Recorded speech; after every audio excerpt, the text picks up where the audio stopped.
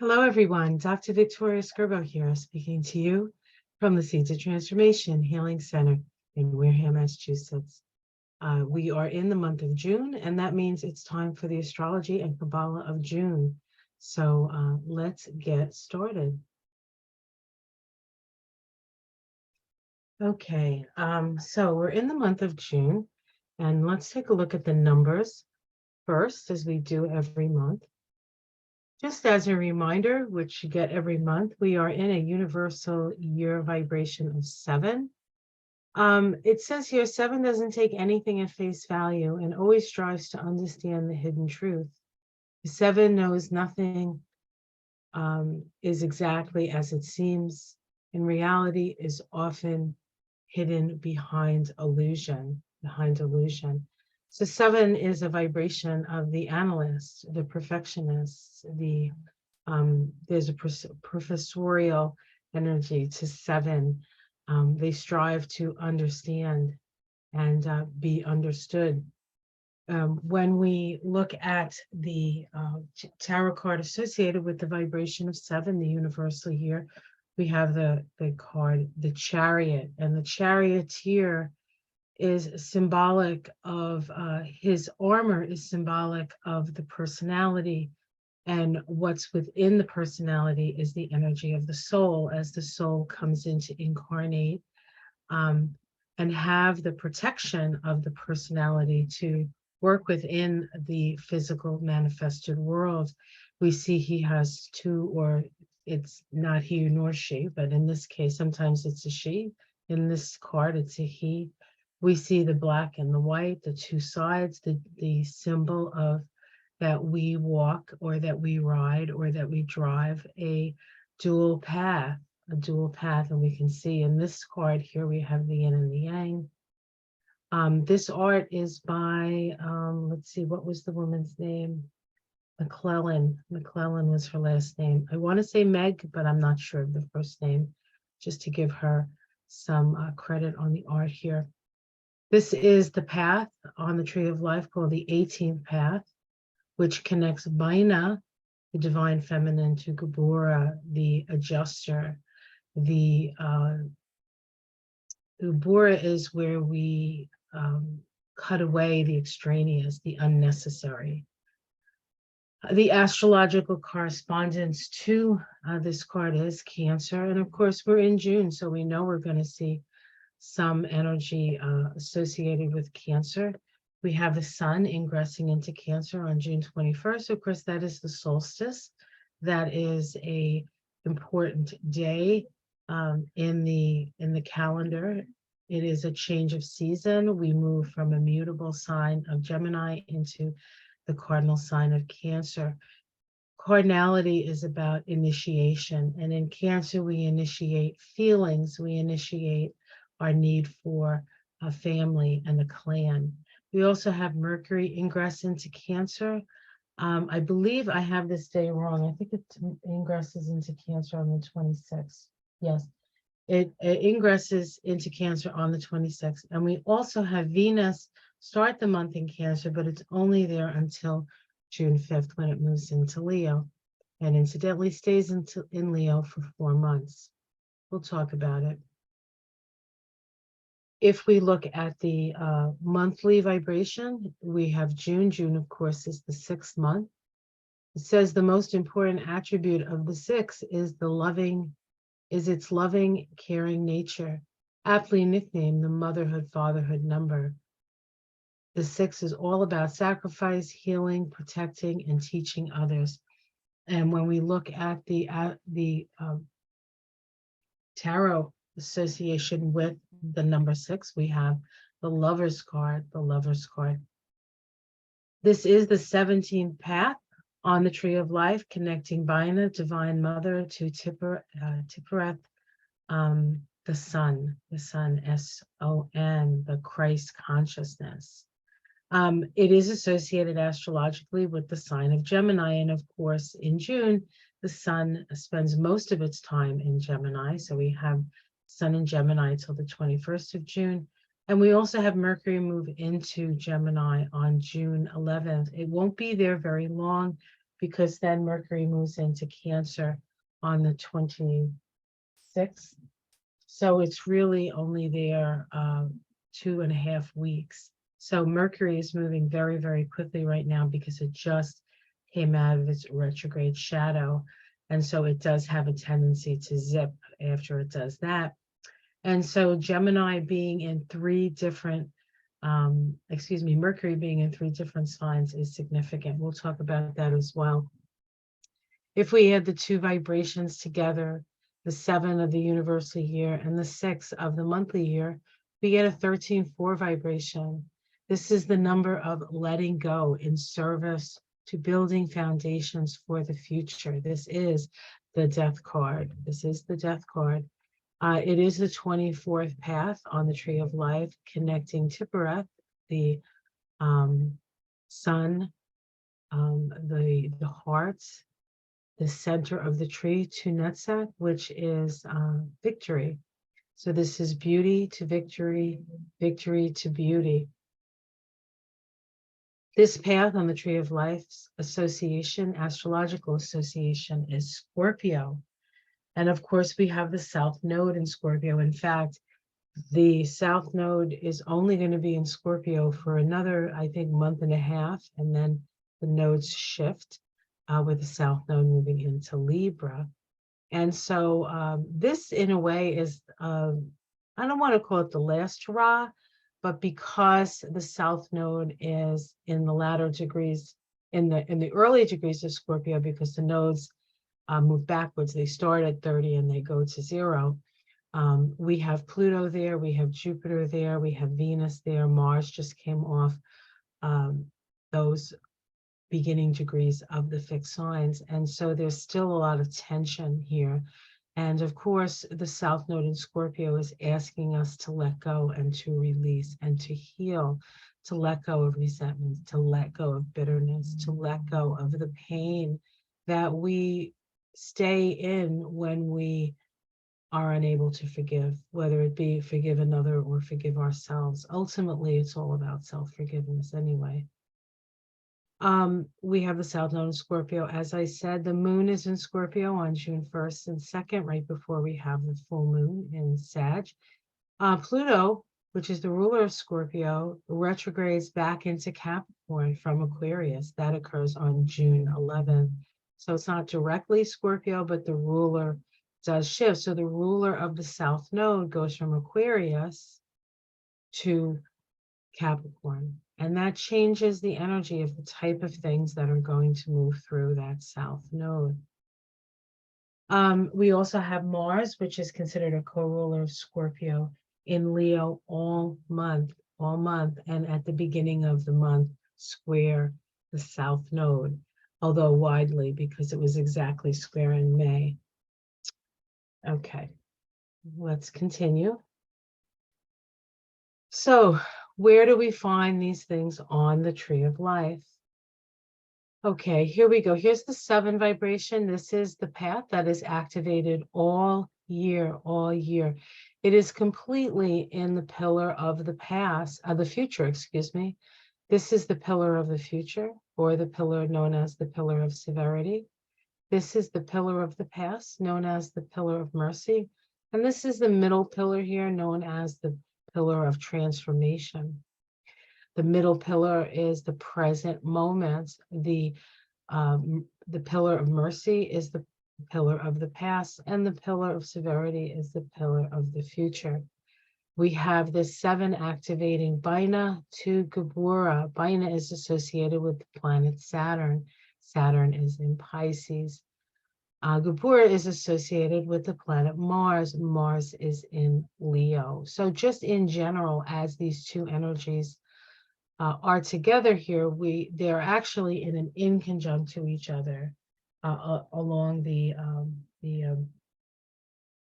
zodiac. And so there's a lot of adjustments that are being made, especially this month, because of this combination. And in point of fact, one of the first aspects of June is an inconjunct between Saturn and Mars. And the type of inconjunct that is occurring is one of having to change your mind about something. Now, Saturn in Pisces reminds us that we are all connected, and that what you do to the least of us, you do to all of us. And Mars in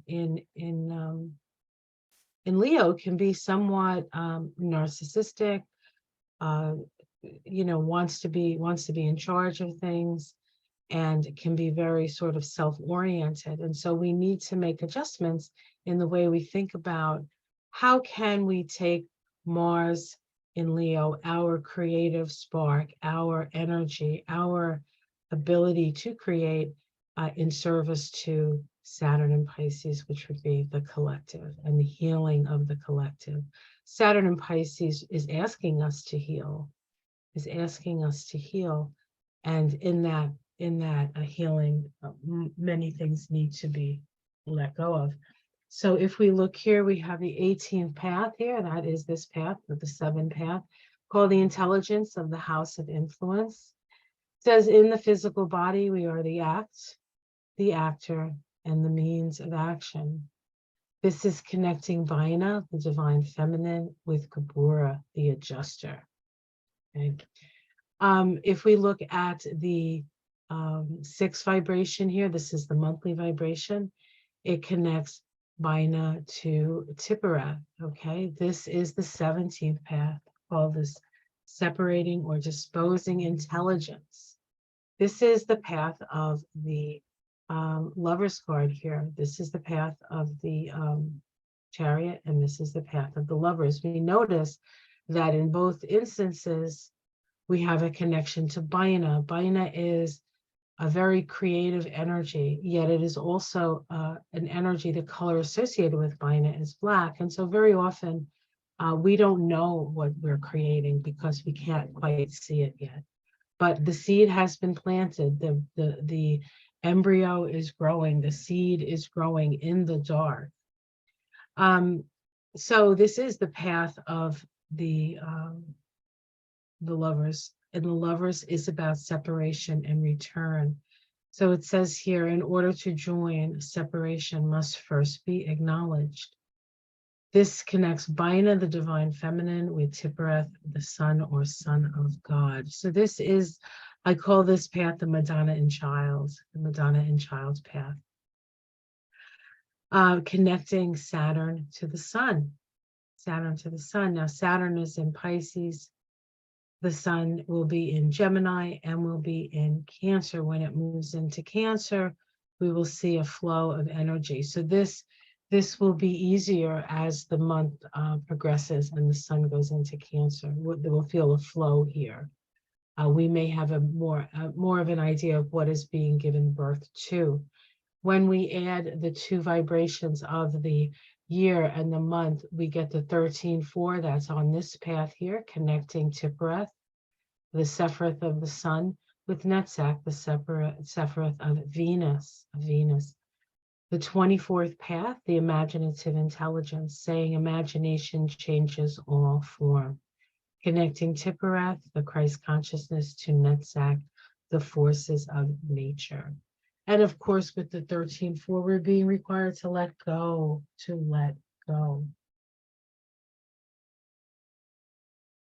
All right, let's see here. We also have, this is the Sephiroth of Neptune, where we have Pisces, Saturn, Pisces. This is the Sephiroth of Uranus. We have Taurus here. We also have Taurus here in Hesed. Hesed is associated with Jupiter. Mars here in Leo.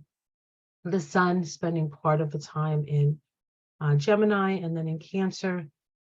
Mercury, which is very active, is in Taurus. Then it moves into Gemini, and then it moves into Cancer. So this is very, very, our mind is kind of running on all cylinders. We have earth, we have air, we have water. The only thing missing in this Mercury picture is a little bit of fire, but we do have the full moon in Sag that brings some fire into it. We also have the new moon in Gemini here. And this Sephiroth is the earth, and the earth is always opposite the sun. So the beginning of the month, the Earth is in Sagittarius, and then it moves into Capricorn when the Sun moves into Cancer. So those are always going to be opposite each other. All right, let's see what else I have here. Chakra activations. What specific chakras are getting activated by this these paths that are activated? So I have the paths colored in, okay, and we can see these are the chakras, and we can just connect them over. This is Kether, is the crown, and associated with the crown chakra, Baina and Hukma, the third eye, Gabura and Hesed, the throat, Tippereth, the heart, Hod and Netzach, the solar plexus, Yesod, the sacral chakra, and then Malkuth, which is the kingdom, is the root chakra. The ones activated by the paths, just by the paths themselves, is the third eye, the throat, and actually the heart as well. I didn't put the heart in. The heart and the solar plexus. Sorry about that. So the third eye is Anja, to perceive or command. It is the chakra of intuition and inner knowing. The element here is light. We have the throat, Vishuddha, which is purification. The chakra of self-expression, co-creativity with source and divine will. The element here is sound. I, for some reason, forgot to put in Tippereth. Tippereth is the heart chakra. The Sanskrit word for the heart chakra is anahata, meaning unstruck. It is the sound of creation, and its element is air. And then we have the solar plexus, which is Manipura, meaning lustrous gem. It is the solar plexus, is the chakra of personal will and self-worth and self-esteem. And the element here is fire. So we have 4 chakras activated through the paths this month. Okay, let's see. Sorry about the mistake. I did do this, and I still had some jet lag. All right, let's take a look at the astrology. We're only going to look at the first 10 days of June astrologically, and then each week I'll look separately. You can check those videos out if you like as they come up. So this is the first 10 days, and this is sort of like what's going on, major stuff going on. On the 1st of June, which actually was yesterday, a 14.5 vibration, that's the temperance card, we had Jupiter conjunct the north node at 4 degrees of Taurus. Remember, Jupiter just moved into Taurus the end of last month. On the same day, we have that Mars in conjunct Saturn. I spoke of this at 7 Leo Pisces. It says here, mental adjustments are needed. So that's this path right here. So when one of the paths gets activated like this, especially if it's the path of the universal year, this is a very important time to really figure out how you can use your creative energy to help heal the collective and what needs to be healed, Saturn in Pisces. On Friday, June 2nd, which is actually today, we're in a 15.6 vibration. That is the devil card for anybody who's interested. We have Venus trine Neptune at 28 degrees of Cancer Pisces. This trine is a creative self-expression, expressive trine, and stimulates the imagination. Now we also, on today, on the 2nd, we have the moon in Scorpio. So the moon actually comes in when this is all exact and creates a grand water trine. So we have a lot of magical stuff going on today at a time when we really could use the magic because of all the stress from the other aspects that have been more long-standing, as it were. On Saturday, June 3rd, we have the full moon at 14 degrees of Sagittarius. This full moon is found along the axis of the mind. It is an attempt to balance knowledge with intuition. The Sag-Gemini axis, which is the axis that this full moon is on, is the axis of the mind, and it is And the mind is made up of two parts, of the reasoning part and the intuitive part. And it's about balancing those two with this full moon to get, excuse me, the most out of what we can get from what is illuminated to us at the full moon. Excuse me. I did my tarot scopes yesterday, all 12 of them. And by the end of the night, I lost my voice. So hopefully I'll be able to hold my voice till the end of this. But I apologize up front if I start to get quieter. I use a lot of words. I probably have to do something different with that. Okay, anyway, that full moon is actually here where I live on the East Coast of the United States. And then if you go by the United States chart after Washington, D.C., this full moon does occur in a 16-7 vibration. But for people east of us, Ireland, as it were, and England and parts of Europe, it actually happens on the 4th. That's a different vibration. It's the star 17-8 vibration. So this is more of a perhaps shock and awe here. Now, of course, the 16-7 on the Tree of Life is located right here. I didn't put it in, but it's located on this path. This is and is associated with the planet Mars. Mars is in Leo, right? Mars is in Leo.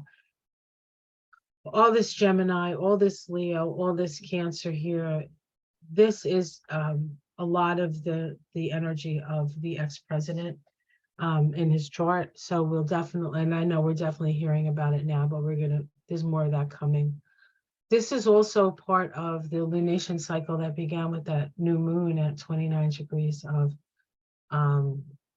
Taurus and conjunct Algol. And so Algol is a malefic star, and it is the head of Medusa, right? And it's or the eye of Medusa, and it turns men into stone. Even when she was decapitated by Perseus, her face still had or her head still had the power to turn men into stone. And so it would be interesting if something happened to Roger Stone at this time. Although we don't really hear about him very often, do we? On Sunday, June 4th, we have Mercury make a conjunction to Uranus at 21 degrees of Taurus. This is an energy of sudden illumination, where the higher mind seeds the lower mind. So this is a big deal. Mercury and Uranus is considered the higher octave of Mercury.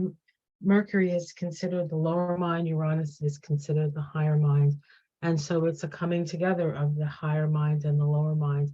That is the energy of Sagittarius, higher-minded things, and Gemini, lower-minded things. So we see this repetition of illumination of the mind and balancing of the mind. It's very important that we try to keep as much balance as we can at this time, to keep ourselves, our minds on an even keel as things get revealed to us. Some of them shocking, some of them expected, some of them unexpected. On Monday, June 5th, we have Venus ingress into Leo. Why is that important? Because Venus is going to be in Leo for 4 months. She doesn't actually leave Leo until October 8th. And that's because Venus is readying to go into a retrograde cycle. As soon as Venus moves into Leo, it opposes Pluto. Pluto is very, very close now to moving out of Capricorn. It is moving backwards, slowly, slowly. It is still in Aquarius. So we have that Pluto-Venus opposition. This is the halfway point of the synod between Pluto and Venus, which started on January 1st. We had a conjunction of Pluto and Venus at 28 degrees of Capricorn. And why is that significant? Because that is the degree of the United States Pluto. So something that was planted at that time is coming to illumination. We're going to see it. So we're going to see something okay? And Pluto and Venus are always about, they can be about relationships, it can be about money, it can be about values. There's always some sort of controlling aspect to this combination.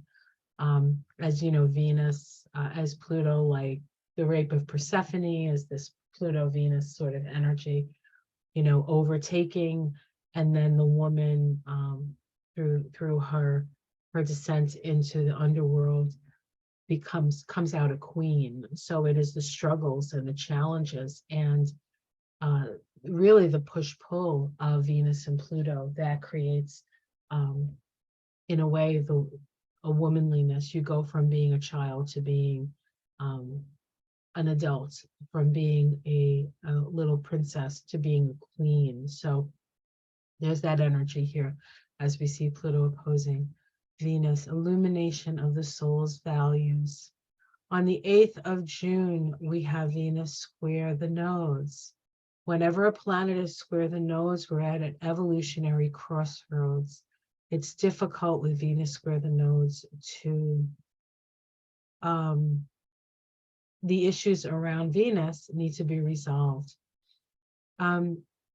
Evolutionary crossroads around values and so forth. We'll look at the chart more closely. On Friday, June 9th, we have Mercury sextiling Neptune at 28 Taurus Pisces. This is an opening of the lines of communication with spirit or to spirit. So this is a really nice aspect to access knowledge, and knowledge coming from higher realms, as it were. On the same day, or actually the next day, on the 10th, actually this occurs on the 10th, another mistake. Boy, I was tired yesterday. We have a last quarter moon in Pisces. This is the crisis in consciousness on seeds planted at the new moon at 29 degrees of Taurus. All right, let's take a look at some charts here. We'll quickly go through these. This is Jupiter making a conjunction to the North Node. It occurs at 4 degrees of Taurus. The Sabian symbol for Taurus, 4 degrees of Taurus, the pot of gold at the end of the rainbow. Riches that come from linking the celestial to the earthly nature. This is really about what humanity is here to do. It is here to connect the earthly with the celestial. It's as if we are an interface within the evolution of the planet, and we don't evolve. We as humans do not evolve in a vacuum. Everything is evolving. The higher realms are evolving. The lower realms are evolving. And humans are here to learn about love. This solar system is a second ray love solar system. So we're here to learn about love, but we learn harmony here through conflict. That's a fourth ray. So humans are fourth ray, the universe is second ray. And of course, Jupiter conjunct the North Node is asking us to expand our understanding of the earth itself and what we value and what's important. Jupiter, Taurus is a sign of life. Scorpio is the sign of death. And so it's about moving in the direction of life, moving in the direction of life. And we can see here that as Jupiter conjuncts the North Node, it's still square Pluto.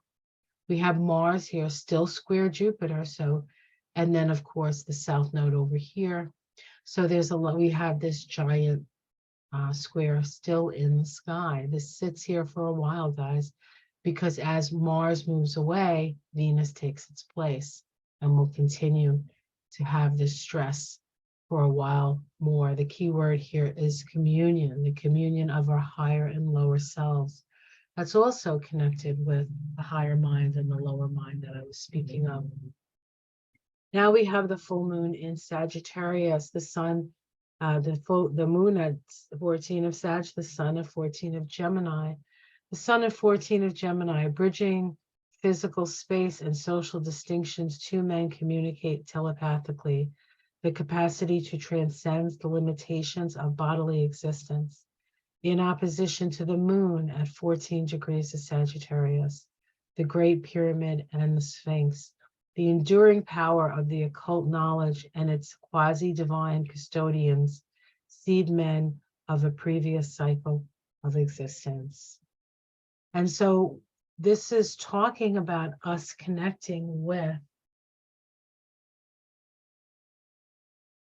other realms, but within our earth itself, like other times, other timelines. So there's a connection between then and now. And so we need to open up to the connection and see what energy comes through. It is a 16-7 vibration, at least here in the States and on this side of the pond, as it were. And so it's an illumination. I mean, look at these. This is spirit coming down and saying, we're going to knock you out of your tower. The tower is symbolic of the structures that we create around ourselves to think that we're separate, but we're not separate. We are one. We are one. And if you look at Mars here, because Mars is connected to the 16-7 vibration, we have Mars squaring, again, still in orb of square. And then we have Mars trine the moon here. We have Mars sextile the sun. It's wide. It's wide. The trine is a little bit more counting, so to speak. One of the other things we need to notice is that this full moon is square Saturn, and Saturn is about ready to turn retrograde. It turns retrograde on the 11th. So this is almost sitting still here, building power, and Saturn is reminding us that we have to take everybody into consideration. Saturn in Pisces. Saturn in Pisces. Okay. And then we have this conjunction, Mercury and Uranus at 21 degrees of Taurus. What is the Sabian symbol for 21 degrees of Taurus? A finger pointing to a line in an open book. Now remember, the vibration of this day is a 17-8, the star card, finding your guiding star, being open. This is a card of meditation. This is a wonderful day to meditate because messages are coming in. Messages are coming in. It says the learning to discern what in your culture and religion is meaningful to you personally. Subservience to collective values. What values do you hold that are common with others? Right? And this is about a coming together. Then that's what you need to work on, right? That's what you need to work on. We have Venus ingressing into Leo, starting so this is on the 5th, starting a 4-month stint of Venus in Leo.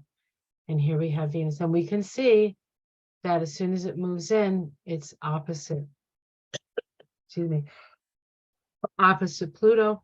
Venus, of course, squaring the nodes. As we said, Pluto, of course, has been squaring the nodes now for what seems like an eternity, and will continue to square the nodes, and will actually be exact in July, I believe it is.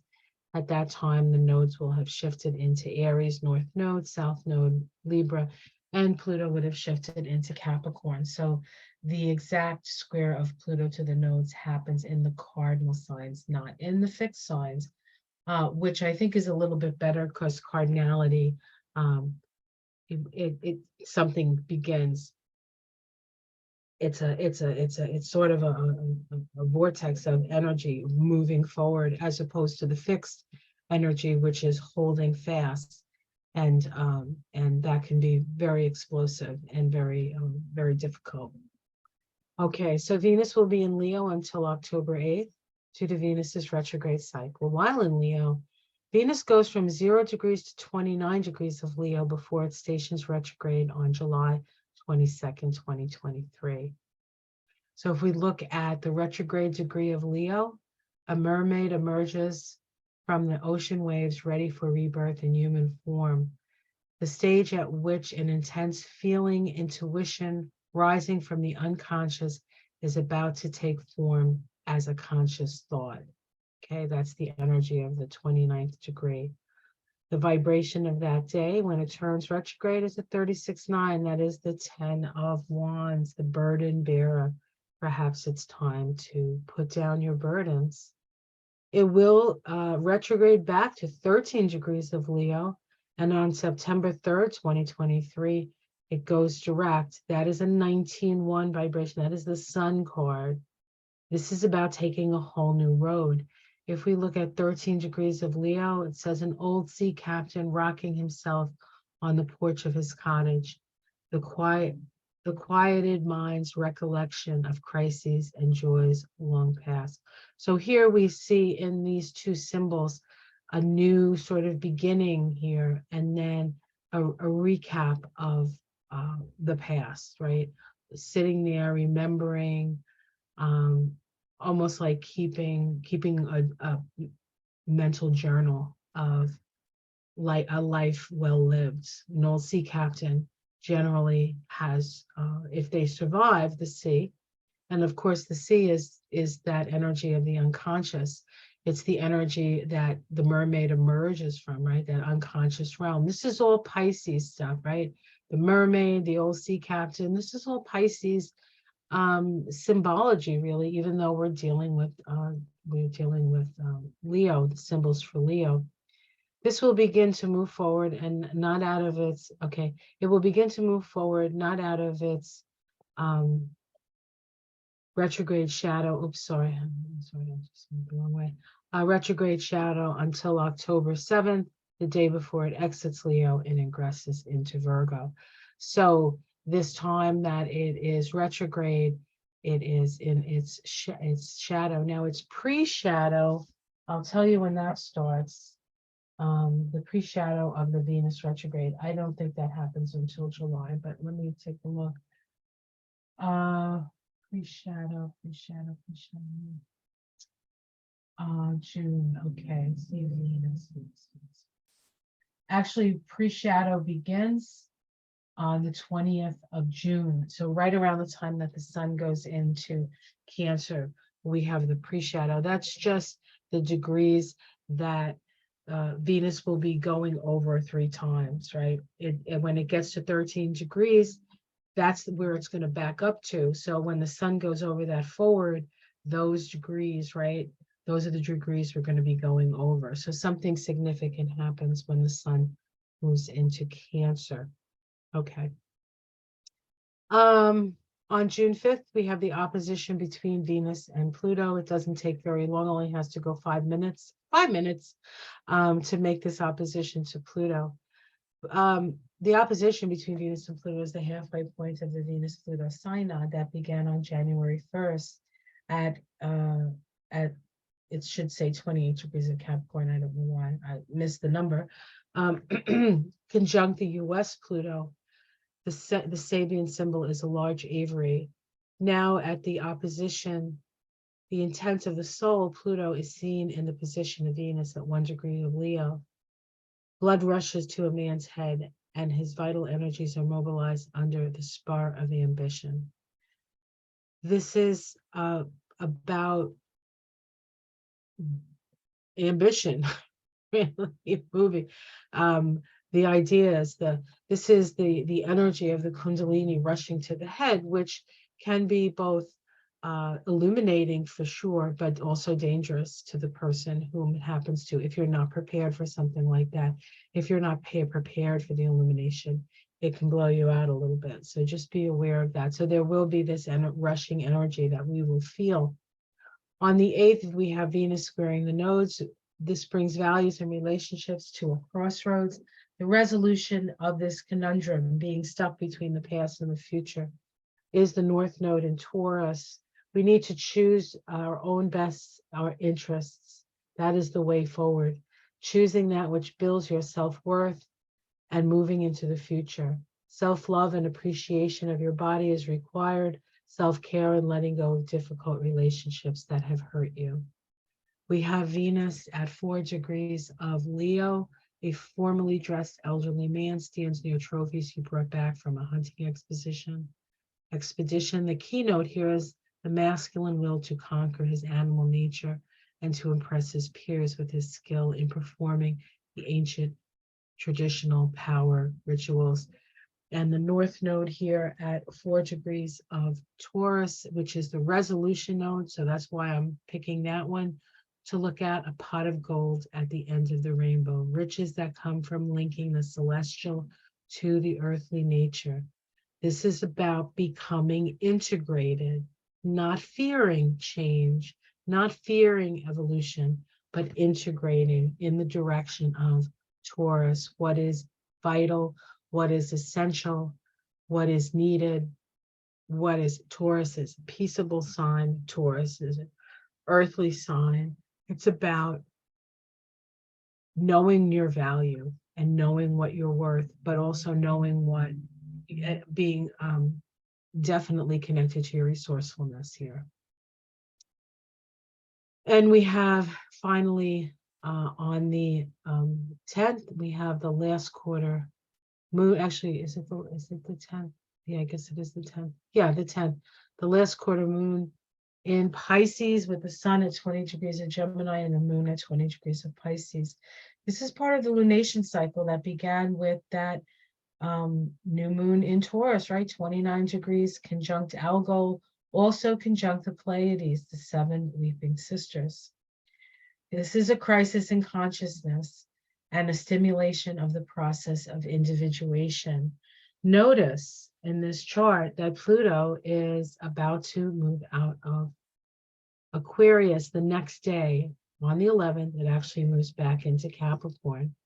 Notice also that the sun and the moon here, the sun and the moon, which is the major square we're looking at, has a sesquiquadrate to the south node. This is a Thor's hammer. This is a Thor's hammer, and the south node is the handle of the hammer. And so it really requires us to experience the south node in the most positive way possible. And Scorpio is about letting go, letting God. It's about healing. It's about a surrender of the ego to the soul. And here we have Pluto here squaring that node, right? Been squaring that node, will continue to square that node. And as Pluto squares the nodes of the moon, the resolution node for Pluto, unlike the resolution node for Venus, as we previously spoke of, Pluto's resolution node is the south node. So we have this Scorpio, Aquarius energy here. We can't forget, or we can't put out of our mind that we are at a huge crisis point with a country, or a number of countries actually, that have nuclear capability that are on the brink of big instability. I'm thinking of Russia, and I'm also thinking of Pakistan. And then, of course, North Korea with that maniac. They don't even have a country, really. The people, like, I don't know how they survived there, but that's another story for another day. The saving symbol for 20 degrees of Gemini, which is where the sun is. A modern cafeteria displays an abundance of food products from various regions, the assimilation of multifarious knowledge through the synthesizing power of the mind. Square the moon at 20 degrees of Pisces, a table set for an evening meal, an indication that in the end and at the appointed time, the individual's needs will be met among those to whom he is linked by spiritual or biological web of energies. Now, I find it very interesting that the energy here, or both symbols, are indicating food, which is kind of interesting. With the North Node in Taurus, the North Node in Taurus is also very food oriented. So, and of course, we need food to survive, and that's one of our essential needs. And with all the war that's going on, especially the war in the Ukraine, we can see how that's disrupting the whole. We live in a global economy, and it's completely disrupting everything. And we're going to have to figure out a better way to live together in harmony. But that is a story for another day. So let's. All right. So hopefully you have gotten something out of this. And next week, we'll look at the next week ahead. I'll put that out probably Saturday for the week ahead. And that 11th is a big day, a lot of changes on that 11th. So this first 10 days of June does have a similar energy to itself. And then as we move further into the month, we'll start feeling things shifting and different energies coming in. So until then, have yourself a great week. I will see you again, as I said, next week. Like and subscribe if you would. If you would like a reading with me, I do those now that I'm back from Ireland. I have a lot of availability. If you've been waiting to have a reading, this might be the time for you. There is a link below for you to connect to my website. I have 2 readings, a 90-minute reading and a 60-minute reading. And you can choose which one you want. Although if it is your first reading with me, I do like to have the extra time if you can afford to do it.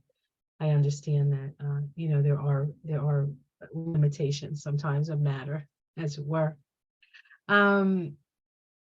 Check out Ona's Tarot. We did a moonshine episode, and we will be having also next week we'll be having a new moon shadows episode with that new moon in when are we doing that? The new moon in Gemini. Oh, we still have a while before that happens. Okay, no rush on that. Not rushing. Have a wonderful summer if this happens to be your season, or a nice cozy winter if you're down under. And I will see you again next week. Take care, everyone. Much love. Namaste.